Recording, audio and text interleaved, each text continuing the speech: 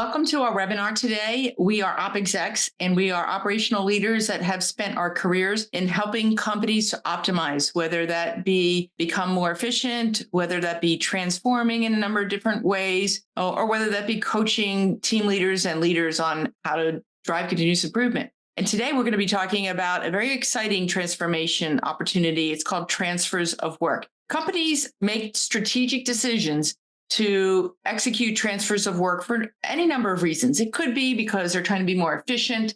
It could be because they have a big opportunity and the facility that is providing the service or the product needs to do something else, but they still want to make the product that was being made there. Or it could be a way of getting closer to customers. Lots of different reasons that a company might undertake this effort. We have with us today one of our most experienced transfer of work project leaders, Fidel Candel, who I will let take over. He's been a plant manager. He's been a Six Sigma black belt. He's been a optimization consultant, but much of his career was spent leading transfers of work. So Fidel, tell us a little bit about what you've learned and how you recommend people approach it. All right, Susan, thank you for the introduction here. Today's topic is on critical factors of a winning transfer of work, or a TOW for short, in the strategy, right? So we're going to go kind of high level overview. We only have during our lunchtime here. Some of you may be joining us during breakfast or perhaps during your dinner. So thank you for joining us. All right, so let's just jump right in. What we want to talk about today is 4 topics, right? We're going to cover exactly what is a transfer of work. Second, we're going to look at where do some of these type of projects fail. And then we're going to introduce to you what we call the 6 basic ground rules for a winning transfer of work. And then we're going to round out with 2 examples, one from manufacturing and one from the service industry. So real life examples. All right. So what exactly is a transfer of work? It's a coordination of moving all the existing associated activities from location A to a location B. Now, sometimes you got a location C, D, and E. But for the purposes of today, let's just assume that we've got a location A that's giving up a product or a service and location B that's accepting the product or the service. Now, the purpose of the TOW is to transfer this in equal or better future states. The purpose of the TOW is not to make things worse. I mean, why would you want to go through all the expense, all the resources that are involved to make things worse, right? Focus is going to be on the people, the goods, and the information that's needed to get the job done, not so much on transferring any of the cultural norms or the underlying customs at each site. That would be a topic for another day. We just don't have enough time to go through that. All right, so what are the key elements of a transfer of work? We've already established is the physical movement of people, equipment, tools, tooling, or any material is required to get the job done. So that's on the surface. But another layer deep is the transfer of any information, data, documentation, and really the capability. So what you're trying to do is sort of like make a carbon copy of the location A, of their skill set and their knowledge, and move that as much or close as possible, or even better, to the new location. Now, the process for a TOW can take many forms. It could be internal within your organization, or it could be, let's say, a merger and acquisition took place, and now you've got to give up a portion of that product or that service to an outside agency, and you're going to support them to do that. Manufacturing companies use transfers of work all the time. You've heard of a factory that's moving something from location A to location B. But the service industry is also using a lot of TOWs. We are, in fact, a service industry here in the United States. So banks, information technology companies, medical companies, hospitals, governments use transfers of work all the time. You might be dealing with a shutdown situation where the location is closing its operations. And then at the end of the transfer, now you've got a physical piece of real estate. Now, if you're leasing, you're going to have certain activities. Whether you're owning the piece of property, you're going to have another set of activities. That just adds to the complexity. You might be dealing with a relocation. And if you're moving locally, it's one set of complexity. If you're going from one state to another, well, you're going to have to learn those state regulations or the local norms that are required. So that will add a little bit more complexity. If you're moving internationally from one country to another, that's another layer of complexity because now you've got to understand logistics, and the tariffs and the customs. You got to really know what you're talking about, and it's a different language. You might also have a replacement. Let's say that your new product or a new service is being introduced. Okay, where do you move that to? What do you do with the existing product or service? So that's also part of a transfer of work. Let's talk about now where some of these things can go wrong. And as Susan mentioned, part of my career over 10 years was spent dealing with transfers of work. I've done over 20 of these. And so what I see are three basic things. And the first one is not understanding the complexity. These are typically long projects with a big budget, a lot of people involved, a lot of groups, stakeholders, location A, location B. If you miscalculate how complex these things are, you're going to run into problems because you're going to run out of time and resources. Having a weak gap analysis. What do I mean by this? Well, we established already that you have a location A that's letting go of a product or service. Well, what are their strengths and what are their weaknesses? Likewise, a location B, what are their strengths? What are their weaknesses? And anything that's in between is the gap. And you try to figure out how to close that or mitigate some of these issues as much as possible before you transfer. Having a poor communication is also a recipe for disaster here. And here's what I mean by this, right? So you've got a location A, they're giving up something, a service or product. Typically, there's a lot of hurt feelings involved.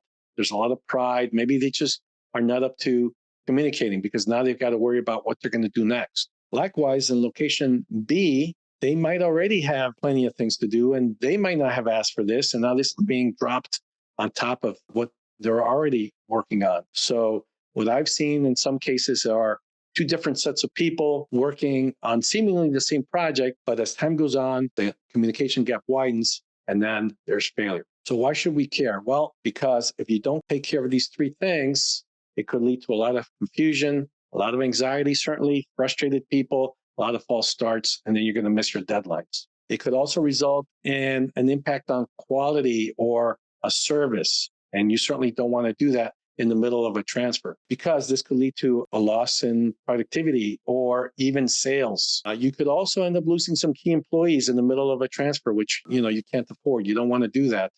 And worst case, you might have customers that decide to leave because they're not willing to stick around until you get things right. All right, so what do we do about this? How do we avoid these three typical failures? Here, what we're going to introduce to you are what we call the ground rules for a TOW, and there's 6 of them. And I'm going to paint a little baseball analogy for you, first of all, because it's fun, and second of all, because it's easy to visualize what we're talking about. So the 6 ground rules, starting from the first one, ownership, then there's staffing, and we're going to talk about financial accountability. We're going to look at documentation, the supply chain, and last but not least is capability. So I kind of gave you a brief overview, and now we're going to take the time to go through each one of them individually. Ground rule number 1 is ownership. You need to eliminate the us versus them mindset. There's no space in this for that. It's one team. We all win or we all lose together, right? Now, the term I'm going to introduce to you here is the location A. That's the site that's giving up the product. We're going to refer to them as the pitching site or the pitcher. They must own the project from beginning to end. And why is that? It's because they're the resident experts. They know everything there is to know about the process or the product. They're the most knowledgeable. They need to own it from beginning to end. They're not going to throw the project over the wall. On the other side is the catching site. That's location B. They're receiving the product or the service. Their role is to trust the experts and rise to the occasion and take on the challenge. Eventually, they're going to become the experts. But for right now, they need to have frequent management reviews. Both teams get together, discuss all the actions that are needed to get done. You're going to agree on a single timeline, right? It doesn't make sense for the pitching site to think that the project is going to get done in a year and the catching site thinks it should take a year and a half. Then now you're going to have a gap and things are just going to go wrong. So you must agree on a single timeline. Similarly, you're going to agree on one single set of metrics. Whatever they are, both sides are going to get measured together because they're both going to win or lose together. Ground rule number 2 is staffing. No rookies on your team whatsoever. Get your best and your brightest. Actually demand that the brightest people in your organization get a bubble assignment if necessary, but they must be on your team. You might even consider transferring some of your star players into the catching site if possible. The pitcher site at the very beginning will require full-time roles. And the simple reason for that is there's a lot of detail involved, a lot of activities, a lot of decisions need to get made up front. And so you want this to be a full-time role. Please don't assign this to the new intern that just showed up 2 weeks ago. It's not going to work. It'll fail. So you get your best and your brightest. Pitcher requires full-time roles. On the catching side, at the very beginning, maybe some part-time. There's just not enough things for them to do. But gradually over time, they're going to transition over into full-time roles, usually around the 1/3 or halfway period of the project. Ground rule number 3 is financial accountability. Watch your spending. I always insisted on having a finance analyst or an accounting person on my teams because they're going to tell me where to watch my spending, where I'm overspending or underspending on my budget. You're going to want to identify your critical success factors. So, for example, what's the project payback period? Are you meeting that? Are you planning to get more sales as a result of this project? Are you tracking that? Are you looking to have better quality or better service? Make sure that you're on top of that. Are you looking to gain market share by having the fastest delivery within your competitors? Okay, well, watch for that. In fact, the original proposal for the transfer of work project typically will outline the risks involved and what was the original need for the change. So make sure that you're keeping track of that. One final tip here, monitor your plant and equipment and your assets, because at the end of the project, you're either going to be transferring some kind of physical piece of equipment or tool. Well, you're going to want to make sure that they're in the correct location because they're being depreciated in most cases. If you're not needing the equipment, well, then you might sell it and then you're going to write those off from your books. So just another tip, keep an eye on that. Ground rule number 4 is documentation. Allow enough time to clean up any files and documents. And what I mean by this is make sure that they're accurate drawings, procedures, instructions, routings, bill of materials. If you're using an enterprise type system, like maybe SAP, you have your correct system guidelines up to date, especially if the new location is not using that same enterprise system. A training manual, service call list, you name it. The list goes on and on. Make sure that everything's accurate. I can't tell you how many times I've worked on a project where everyone thought that the drawings were up to date, the most recent revision. A few weeks before the transfer, someone pulls a new drawing out of underneath the desk or in the filing cabinet, and that's what people are really working to. Well, then we had to go back and make sure that these things got updated in our systems. This is why it's a good idea to include any technical people, key process experts, subject matter experts, get them involved as early as possible because they'll know what drawings or data needs to be updated. Ground rule number 5 is the supply chain. Now, in the service type of industry, we've got a lot of e-commerce systems these days. There's new and different sales income platforms and channels that we need to worry about. So make sure that those are up to date. Digital transformation, artificial intelligence is coming into play. Electric vehicles, you name it. Things are just changing. Make sure that you're taking care of those. And I mentioned earlier, real estate. If you've got a physical piece of property, well, what do you do with it?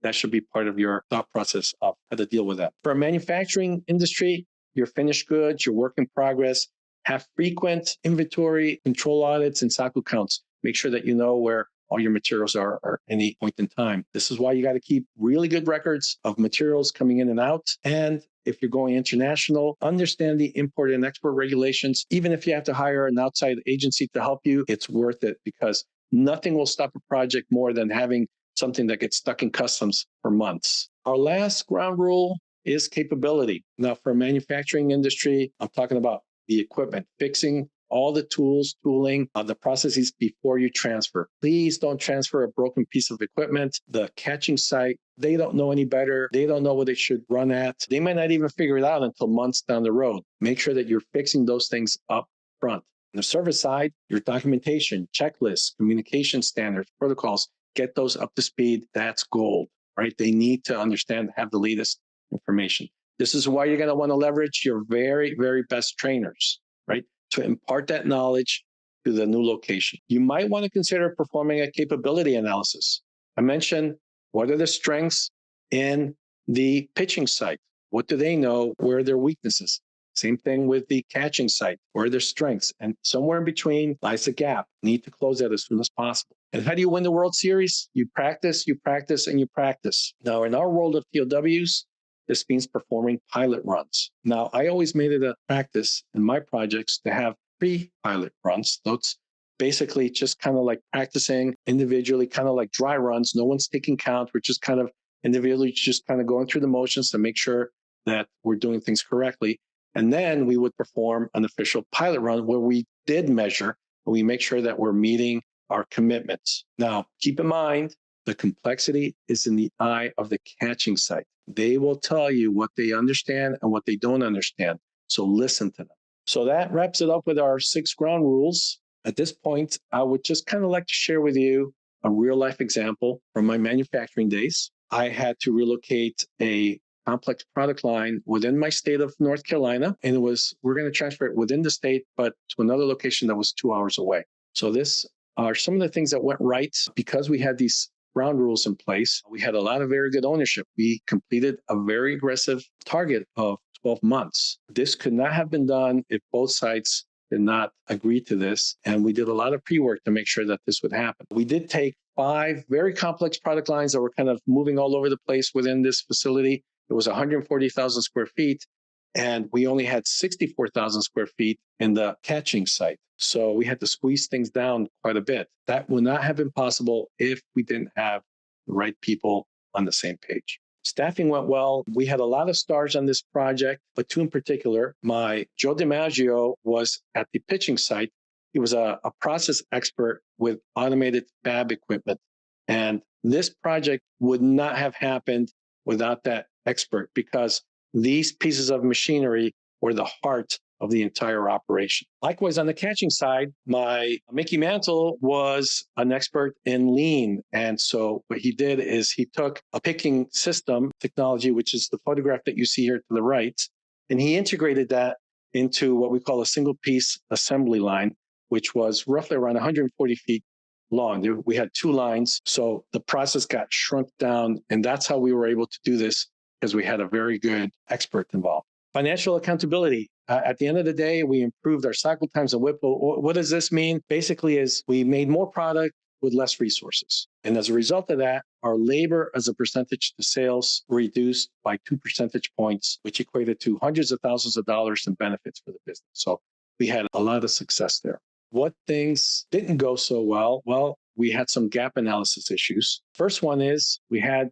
bottlenecks on our paint line. We had accounted for all the big parts that needed to be painted, but not all the tiny little parts that also required paint.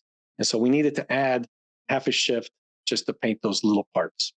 We had some equipment malfunctions. These were really sensitive pieces of equipment that came from Europe. By the time we figured it out, we had to call in the company. They sent their technicians from Germany. There were communication gaps.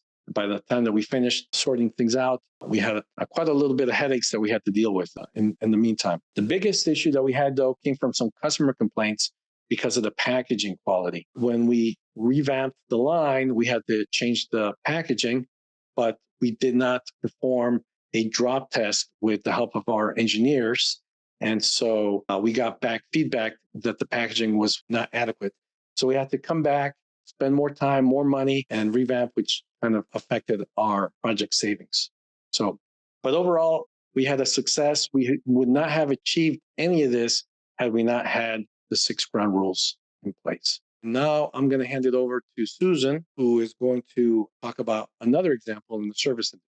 Thanks, Fidel. And it strikes me that a lot of the things that you did right did not go right in this project. And maybe that's because we're more used to transfers of work in manufacturing environments, but service environments have them the same way. And this example comes from a very large telecommunications provider that wanted to transfer their business-to-business call center operations from one state to another. And it wasn't a very far transfer. It was, maybe 250 miles apart, but there were a couple things that were missing. They did it over a very short period of time, over 6 months, but they were missing 3 of the key ground rules.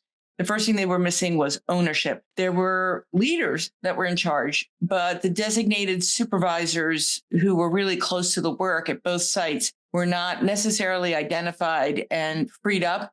And there were no metrics that would identify how well it was being transferred. The second thing that they were missing in this transfer of work was documentation. Because everything was done in the system, the assumption was made, as long as you're in the system, you know how to make things work, don't need any particular process documentation. But in fact, the system requirements changed over this time period.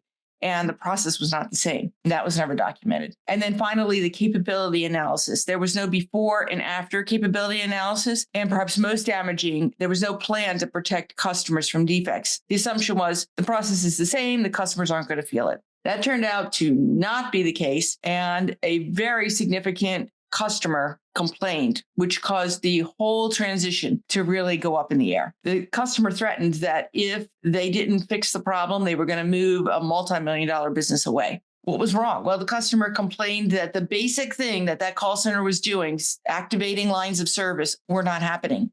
And when they were happening, they were slow and they were inaccurate. Because of the inaccuracy, billing defects occurred and customers were getting billed for services that they weren't receiving. And then finally, they said, when we try to get you involved, it takes weeks to get a response, which is not okay. The customer was so frustrated, they were about to walk. But they gave this telecom supplier an opportunity.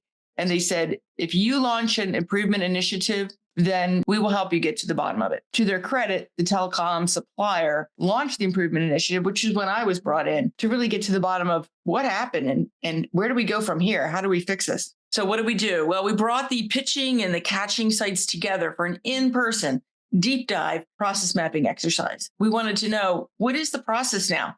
And let's figure out what are the root causes of the defects? Where are the gaps? When we did this mapping, there was a lot of tension because the pitching site was so frustrated with the catching site. And they were saying, how could you mess this up? It was an easy process.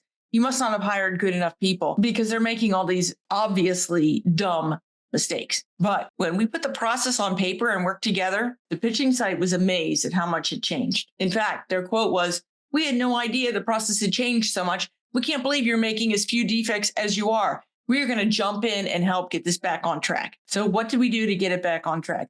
Well, first, we put a get well plan together that involved really three basic components. One, let's standardize the process and make sure all the new employees understand it, they're trained properly, and let's put metrics in place so we can demonstrate to ourselves and to our customer that we're getting better. The metrics are going to help us identify root causes of defects, and we're going to address those quickly. And then finally, we're going to keep a transparent and very clear line of communication open with the customer. In fact, we did monthly stakeholder reviews until we got better.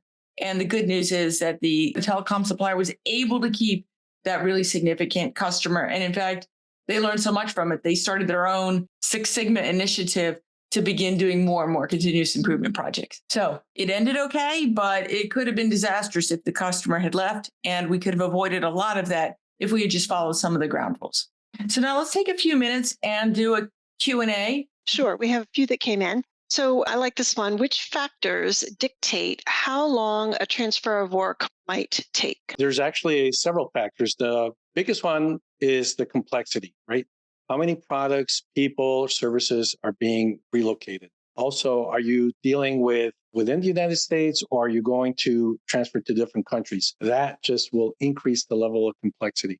The second thing is really, is the organization ready for the change? There's a lot of planning involved. There's a lot of commitments that need to be done, and that will dictate the pace of the project. Third thing I would say is the leadership commitment to doing this as well. If the leadership is taking seriously, dedicating the right resources full-time, as I mentioned, and making sure that everyone is on the same page, meeting regularly, that will also factor as far as the length of the project and closing it successfully. Great. Today we saw an example from a manufacturing transfer of work and also a service.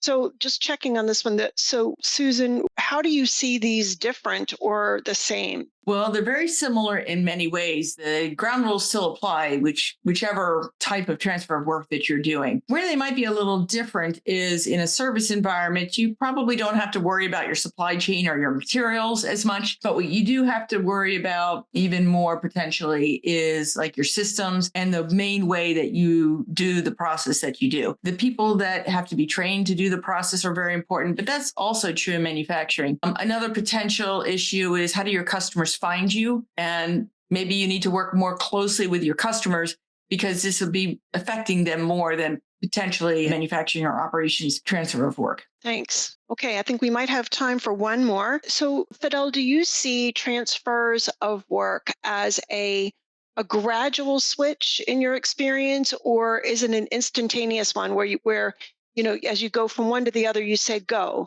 It is a very good question. And the simple answer, Tracy, it really just depends on the project. Some of them will actually strategize to have a ramp up and a ramp down because during that time period, the operations might be shut down.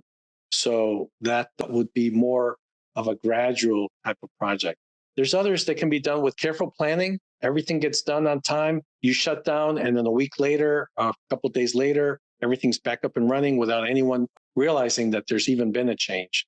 So that decision really is part of the overall planning and communication, one of the ground rules that we mentioned, because you need to understand the complexity right up front.